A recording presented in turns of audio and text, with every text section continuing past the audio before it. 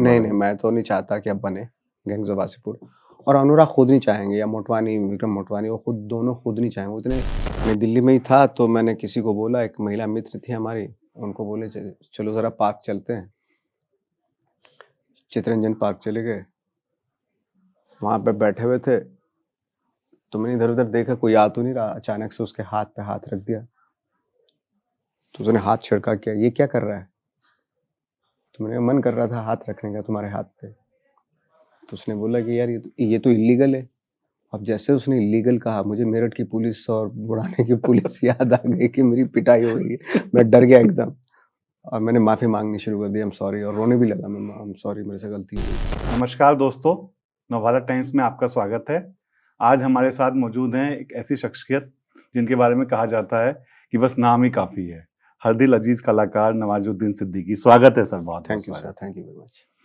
तो सर, बहुत बहुत बधाई हो कि आपकी नई फिल्म आने वाली है, रोतू का राज। फिल्म का ट्रेलर काफ़ी पसंद किया जा रहा है। सर, सबसे पहले अपने किरदार के बारे में बताएं फिल्म के। मेरा किरदार है सर, मैं इसमें बना हूँ SHO नेगी, और जो गांव है वो रोहतू की बेली है। वहाँ पे एक मर्डर होता है, जहाँ पे कोई क्राइम नहीं था। वहाँ पे अचानक से जब ये इन्फॉर्मेशन मिलती है तो हरकत में आने के बजाय ये लगता है उनको, यार ये तो बहुत लंबा चौड़ा काम बैठ गया, क्योंकि आदत नहीं थी ना। तो धीरे धीरे उस मर्डर मिस्ट्री को कैसे सॉल्व करते हैं, इस चीज़ के ऊपर पूरी कहानी है। तो नवाज भाई, हमने देखा कि आप कई बार वर्दी वाले किरदारों में नजर आए हैं इससे पहले भी। तो क्या कुछ एक अलग तरीके की फीलिंग आती है जब आप वर्दी में होते हैं पर्दे पर? डेफिनेटली वर्दी कम मीन्स एक ऐसी चीज़ होती है, वर्दी हो या कॉस्ट्यूम, किसी भी कैरेक्टर की जब आप पे वर्दी पड़ती है तो आई थिंक वो कैरेक्टर, आप कैरेक्टर में ना बहुत कैरेक्टर के करीब आने लगते हैं। जैसे जब मैं हड्डी कर रहा था, जब मैं वो पहनता था, साड़ी पहनता था, तो मुझे खुद ब खुद जो है ना हेल्प करती थी अपने कैरेक्टर के नज़दीक जाने के लिए। और ऑफ कोर्स ये चूँकि पुलिस की जो वर्दी होती है वो बहुत अथॉरिटी लिए वो होती है, तो वो अथॉरिटी आ ही जाती है। बट उस अथॉरिटी को कैसे प्रेजेंट करना है, ये नहीं कि भाई मैं आपको सबको मैं बैंड बजा दूंगा, ये कर दूंगा, कर दूंगा। अकॉर्डिंग टू कैरेक्टर ये वर्दी बहुत कुछ देती है। आपने बात की अभी हड्डी की, बहुत कमाल का किरदार प्ले किया आपने उसके अंदर। तो मतलब जब हम कोई ऐसा इस तरीके का एक लीक से हट के किरदार कर रहे होते हैं तो हमारे मन में कोई चल रहा होता है कि कभी मन में आता है कि मतलब उसको थोड़ी थोड़ी इंस्पिरेशन लेते हैं, कुछ ऐसा था? मुझे लगता है कि हर इंसान के अंदर ना हजारों किरदार होते हैं। एक फीमेल भी होती है, एक बच्चा भी होता है, एक खूंखार आदमी भी होता है। और थैंक गॉड, क्योंकि एज एन एक्टर हमें वो ब्लेसिंग मिली है ऊपर वाले की, कि हमें टैप करने का, उसको डिस्कवर करने का मौका मिलता है। तो इस लिहाज से जो है ना, अलग अलग किरदार जब करते हैं तो, और जो अपने अंदर से निकालते हैं हम लोग, तो वो बहुत ही फैसिनेटिंग है, बहुत ही इंटरेस्टिंग है। जी। तो नवाज भाई, अभी आपकी फिल्में तो लगातार आ रही हैं, लेकिन काफी अरसे से कोई बड़े पर्दे पे कोई एक बड़ी फिल्म को आपके फैंस मिस कर रहे हैं। तो आप भी ऐसा कुछ महसूस कर रहे हैं?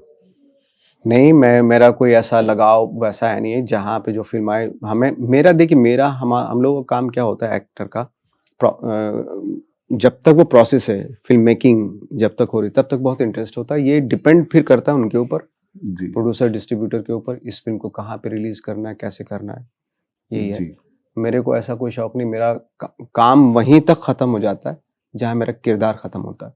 जी। आजकल अभी मौजूदा सिनेमा के दौर की बात करें तो सीक्वल्स का बहुत दौर चल रहा है, खासकर मतलब जो पहली हिट फिल्में रही हैं उनके सीक्वल एक के बाद एक अनाउंस हो रहे हैं, आ रहे हैं। तो अगर आपको कोई ऐसा मौका मिले तो आप कौन सी फिल्म का सीक्वल आप चाहेंगे कि आपकी फिल्म का आए?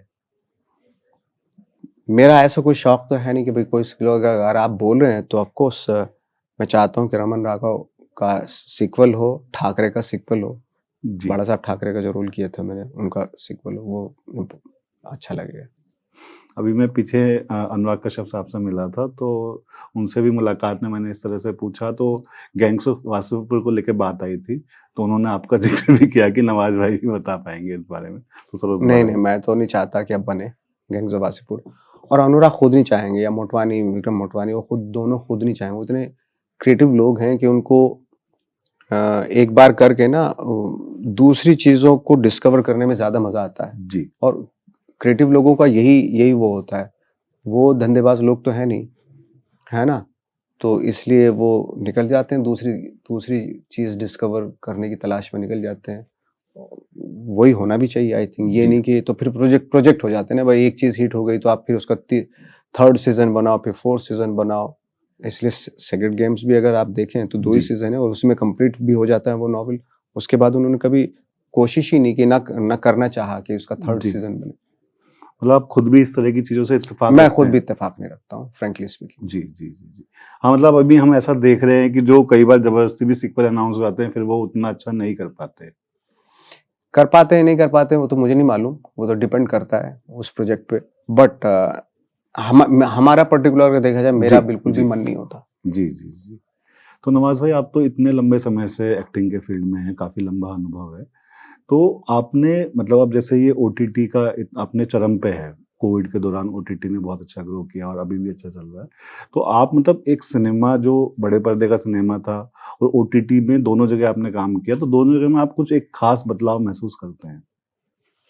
मैंने ओटीटी पे तो ज़्यादा काम नहीं किया, एक ही सीरीज़ की थी जी मैं, सेक्रेड गेम्स। जी जी उसके बाद तो मैंने कोई नहीं की। ऑफ कोर्स डेफिनेटली अच्छा तो लगता है, बड़े स्क्रीन पे ही अच्छा लगता है। बट ये भी है कि आप ज़्यादा लोग ओटीटी पे देख लेते हैं उस तरह के सिनेमा, क्योंकि उसमें कोई टाइम की कोई लिमिटेशन नहीं होती कि इस टाइम से इस टाइम तक ही लगेगी फिल्म। आप कभी भी घर में बैठ के आपका मन जो कर रहा है, जिस तरह के जॉनर की फिल्म देखने का मन कर रहा है, वो अवेलेबल होता है ओटीटी पे। आप देख सकते हैं, एंजॉय कर सकते हैं उसको। इस मामले में जी दोनों की अपनी कुछ खासियत तो हैं। जी जी जी। हाँ।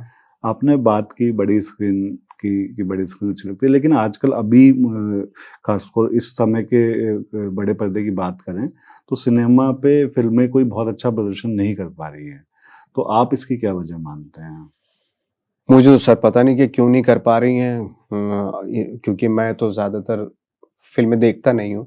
मुश्किल से मैं 3-4 साल में एक कोई फिल्म देखता हूँ सिनेमा हॉल में जाके। आखिरी पिक्चर कौन सी देखी थी आपने? मैंने द परफेक्ट डेज। परफेक्ट। हाँ। तो नवाज भाई आप आज दिल्ली में हैं, दिल्ली में आपने काफी समय बिताया। तो जब आप दिल्ली आते हैं तो क्या चीज जेहन में सबसे पहले आपके आती है? सबसे पहले मुझे नाथू स्वीट्स याद आती है, बंगाली मार्केट में। जी उसके छोले भटूरे, फ्रेंकली स्पीकिंग वो याद आता है। और निज़ामुद्दीन की बिरयानी याद आती है। तो मेरा मन करता है जाके खाऊं, बट कभी कभी मिस हो जाती हूँ सारी चीज़ें। जी। कोई दिल्ली में जैसे आप एनएसडी में जब थे तो उन दिनों का कोई वाकया आप अपने चाहने वालों के साथ साझा करना चाहें? सर 1000 वाकया हैं, कौन सा वाक्य, किस तरह का वाक्य आप पेश करो बताइए आप। जो आपको याद रह गया हो, सबसे ज्यादा दिलचस्प हो और आपको लगे कि मतलब लोग इसे पसंद करेंगे।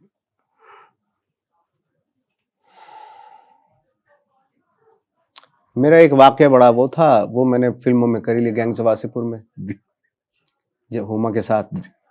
मैं दिल्ली में ही था तो मैंने किसी को बोला, एक महिला मित्र थी हमारी, उनको बोले चलो ज़रा पार्क चलते हैं।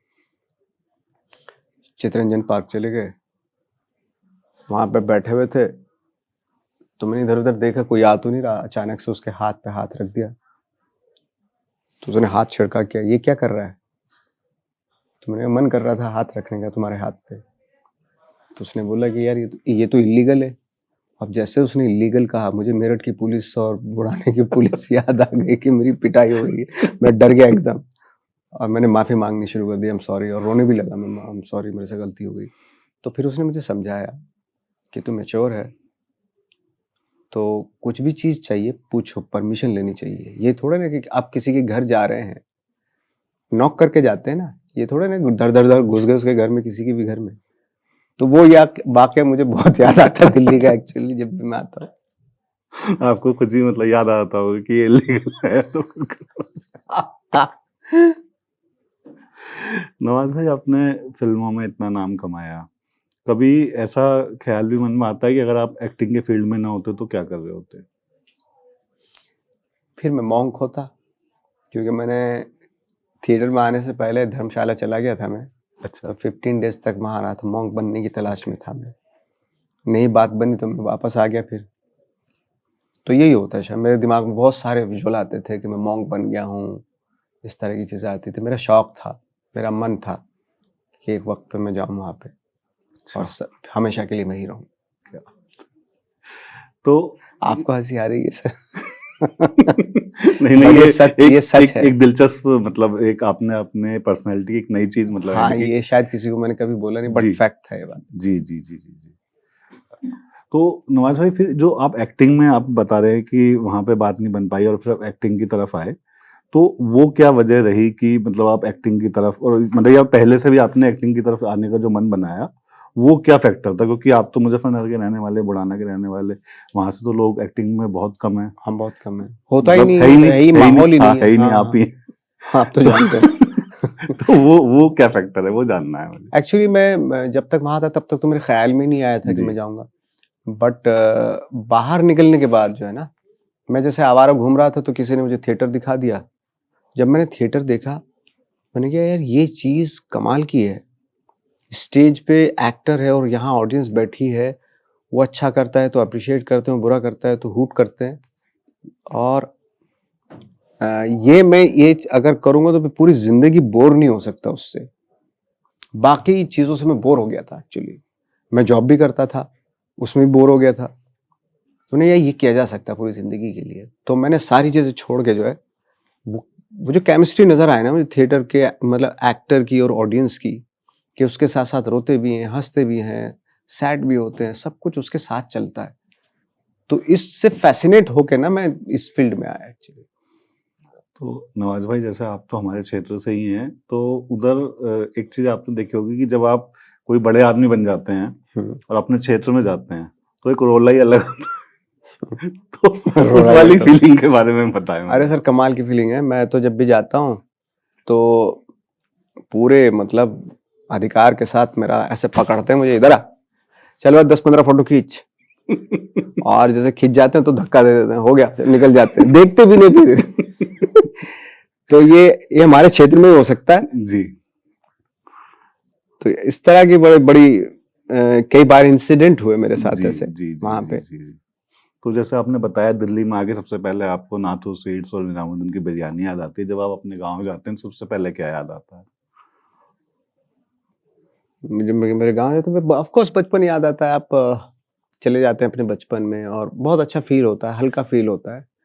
ऐसा लगता है कि जैसे कुछ भी नहीं बिगड़ा, सब कुछ तो अच्छा है, वहीं तो हूँ मैं भी। तो ऐसा फील होता है, कुछ तो अलग फील होता है, क्योंकि आप उन कोनों से वाकिफ होते हैं, उन सड़कों से, उन गलियों से, है ना, उन लोगों से वाकिफ होते हैं जो आपके साथ, जिनको आपने बचपन से देखा होता है। जब यार दोस्तों से मिलते हैं वो बूढ़े हो चुके होते हैं, या कुछ जो बूढ़े जब उस वक्त पे जवान थे बूढ़े हो चुके हैं, है ना। तो बहुत सारी चीजें होती हैं अट्रैक्ट करने के लिए, इंगेज होने के लिए, काफी कुछ मसाला होता है गांव में।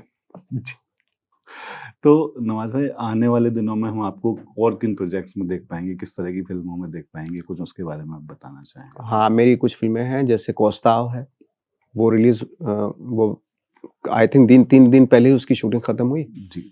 वो एक बहुत खूबसूरत फिल्म है। एक है सेक्शन 108 जो इंश्योरेंस फ्रॉड के ऊपर है।